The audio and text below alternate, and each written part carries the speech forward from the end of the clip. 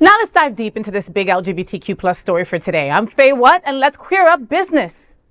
Apple removes queer cruising Sniffies app over content rules. A popular queer cruising platform has hit a major speed bump in the App Store. Sniffies, the real-time location-based cruising app known for its explicit content and interactive map, has been temporarily removed from Apple's App Store. The removal comes just 2 months after the app launched its iOS version on March 3rd. In a statement to Out, Sniffies explained, quote, "Due to ongoing content restrictions, the app has been temporarily removed from the App Store. For users who already have the app installed, it will continue to function normally. Our core web app remains fully operational and continues to offer the unfiltered, Sniffies experience. We're committed to providing the best experience possible for our community and will share updates as we explore next steps," end quote. Sniffies, which began as a browser-only experience in 2018, allows users to connect through a live map that highlights other users and known cruising locations nearby. Unlike apps like Grindr and Scruff, which use a photo grid with content limits, Sniffies offers a more uncensored experience. To comply with Apple's guidelines, the team introduced a safer work mode that blurs explicit images and text unless toggled off through a browser login. Still, it wasn't enough to meet Apple's standards. Eli Martin, Sniffies' chief marketing officer, told Out, quote, "We had to figure out how to make it work without watering it down," end quote.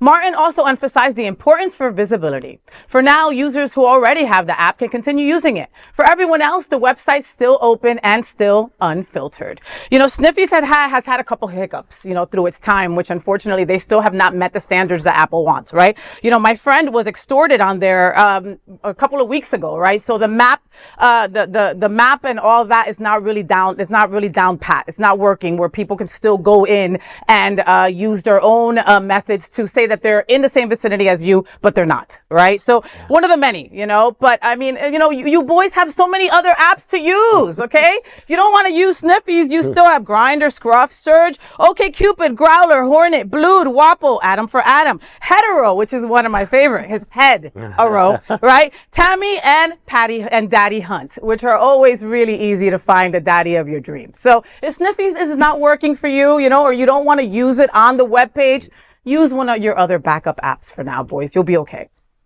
Kids? Well, I will say the most interesting thing about this story to me is the issue of explicit content. Why Sniffies is falling under this review at Apple and other things may not. The blur, which is what I have read extensively about, is definitions of pornography. And Apple does not want to participate in any kind of pornographic experience, however you designate that. They don't want to be in a situation like you would see at X, at Twitter. Gay Twitter is what we're talking about, and they don't want to do that. And they're making a blurred connection that because there would be nudity, it would be like pornography. And they are different definitions. So I think Sniffies is going to eventually get this worked out, and they must, because at the end of the day, they want to be on the Apple platform. Because right. That's how it's going to be a revenue, significant revenue platform for them. But Sniffies is not pornography. Nudity in and of itself, adult language, is not pornographic. You're saying it's art?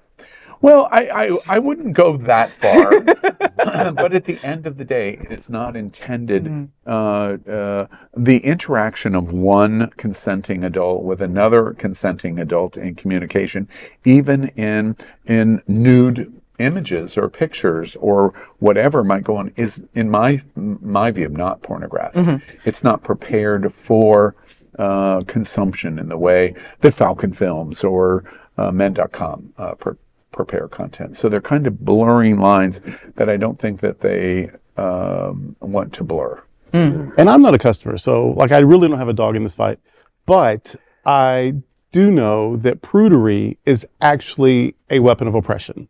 It's a way to control, it's a way to silence, it's a way to shame. Yeah. And so I don't care if it is porn. You should be able to have, as long as everyone's of legal age and it's all consensual. And I don't care if it is porn. It probably isn't. But anytime, especially under certain administrations, where the people enforcing prudery may themselves be giving handy J's in a theater or giving hush money to an adult sex worker or a film star. It's about oppression. It's about silencing people. It's about shaming people. It's about marginalizing people. So the minute, I don't even know the story that well, but the minute I heard that it's about what it is, I immediately go into defense mode because we've seen this story too many times. If I can add, and that's a really great observation. The one good thing about this story is even if you completely accept your observation, it's not an anti-gay story, which it could have been. Apple is not discriminating against the gay community in this decision making. So even the prudery standard that you have just established, it's not aimed at gay. It's aimed at the explicit material. And we can agree with what you just said. Fortunately, it's not an issue that it's aimed at us. They're not trying to manage or control us.